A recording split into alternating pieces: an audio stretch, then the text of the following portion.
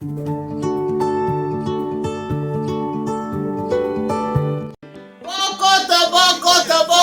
Newcastle boya tokota 2021 na bolingwa nzambe bandeko na biso groupe musical chrétien Arche de Noé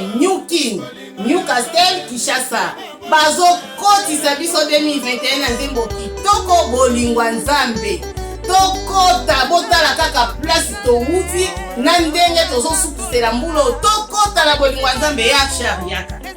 ya matondo boya misenga mbuta babatwa banyoso boya po ngai awa nasimina wina na grâce esi na koti deja 2021 na nzembo kitoko bolingwa nzambe bodécouvrir biso wapi bosabone massivement bino nyonso na Taneta TV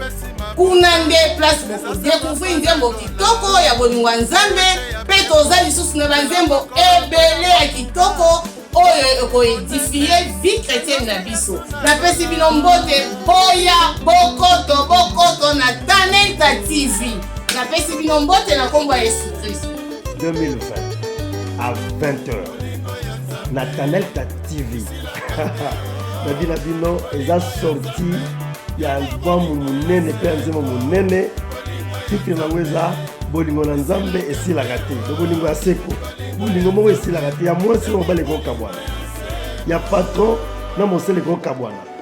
me na lobi ya nzambe esilaka te na groupe musical Arche de Noé Newkin na sengi na bino bozanga te bambote belé bana Congo bana partout dans le monde bana Angleterre oyo bozomona oyo eza bandeko na bino ya groupe musical Arche de Noé Newkin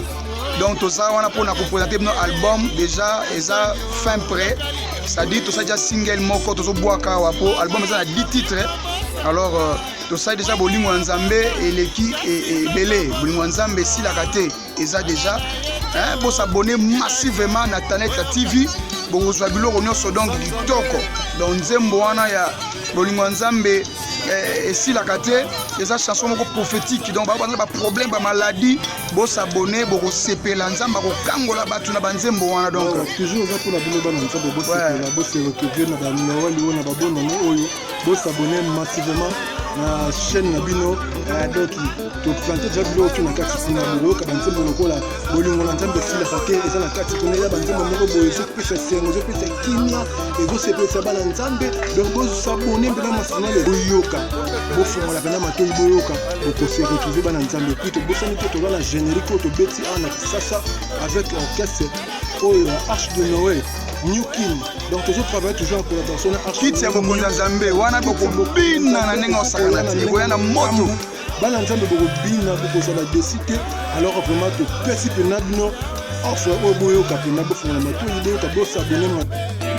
événement 2020 décollage il y a Arche de Noé Newkin et Memeli Bisso single moko ezali kopesa ba solution na oyo nyonso ya ba problème na biso kombo na yango bolingo ya nzambe esilaka te oyo azali malade solution ezali oyo azali na prison solution ezali oyo amonika akomi na suka solution ezali bandeko boya kozwa solution na bino kati na single oyo ndeko na biso moyembi ya solo amemeli biso bandeko solution ezali yango bokoto na Taneta TV bozo ya bino solution 2021 pour 2020 ezalaki année ya ba problème ezali sortie officielle des décollage ya Arche de Noé Newkin yango nasengi na bandeko nyonso bosabone massivement kati na Taneta TV mpona kozwa ya bino batike mpona kosombola ya bino batike mpona décollage ya 2021 bandeko ngai esi nasombi ya ngai tike esi tosombi ya ngai tike ngai na mama Solange na bana na biso Jacqueline na Madison toza kodekole na kati ya Taneta TV yango nali kotika bino tokote kuna eloko eza te oya kote oyo okozala bino solution kati na Taneta TV abonnez-vous